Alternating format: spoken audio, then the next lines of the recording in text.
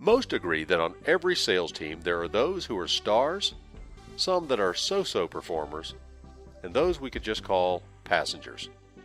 Let's explore a standard way of grouping sales talent into 3 distinct tiers, and then take a look at the monetary impact on what would happen if we could either hire more top-tier performers or move some of those in the lower tiers up to a higher performance level. Then we can talk about the process of how to do that. But first, we need to find the right 3 levels and place a value on them. Taking this example, we have a sales team of 10 people and they each have a quota of $600,000. And here is their actual performance. As a team, we are 100% of our target, and it looks like we are aided by the overperformance of Tom and Sherry, and we are really feeling the pressure of Andrew and Brian. Alright, we said we need 3 tiers. Here is what most of us would do. Okay, let's see. Tier 1. Why not everyone over 100%? There are 5 of them. Tier 2. Well, I would put Amy and Mike in there, so that is 2 in the middle tier, and that leaves Tier 3 for John, Andrew, and Brian. 3 at the bottom tier. So there we go, and it makes sense. But look what happens when we take the same team, same results, and instead of looking at the right-hand column to determine breakpoints, we look to the bottom line. Let's take that $6 million in performance and divide by the 3 tiers that we want to establish. So this method determines the value of each tier and tells us our sales performance at each level is worth $2 million. Now we can see if that changes who or how many at each performance level.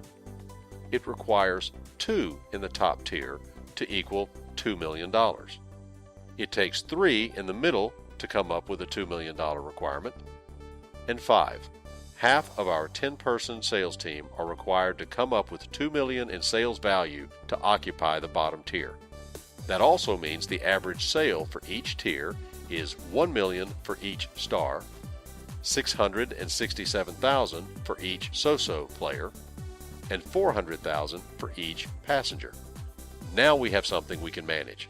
It is clear when we divide our team this way that for each of the 5 passengers that can move up to the so-so level adds $267,000 in additional sales. That is a 4.4% increase if just one of them move up, and 22% increase if they all move up. And what happens if we could move everyone to the star level? That would be a 67% increase in revenue. Who could think of a better, more cost-effective way to increase sales? So how do we do that?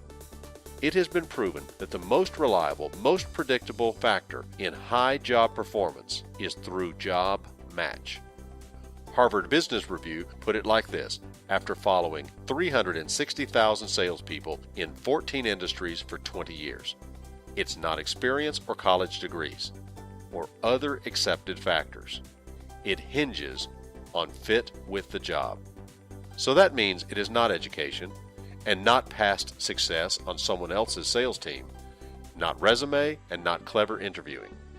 And studies show that relying on those indicators or methods net a 1 in 2 to 1 in 6 chance of hiring your next top performer. At a 1 in 2 chance, that's the same as flipping a coin. Every industry and every sales job is different. We have to ask and be able to measure, can this person cope with the mental demands of our particular sales environment? Do they have the cognitive process and thinking style that is the right fit for this job? Are they comfortable in our sales environment and have the right behaviors to demonstrate their comfort? And are they interested and motivated to sell our products and services? So if we can measure those things and want someone who can truly contribute to our success and bottom line, then we should not set out to find our next top performer, but rather to fit our next top performer. We have proven tools, techniques, and ideas that will help you ask, identify, and correctly measure the right fit for the job that your current staff and future staff possess. From there, we work together to move low and mid performers up to higher performance levels and ensure that only top-level performers join in the future. To learn more about this, give us a call or look us up on the web. We look forward to working with you.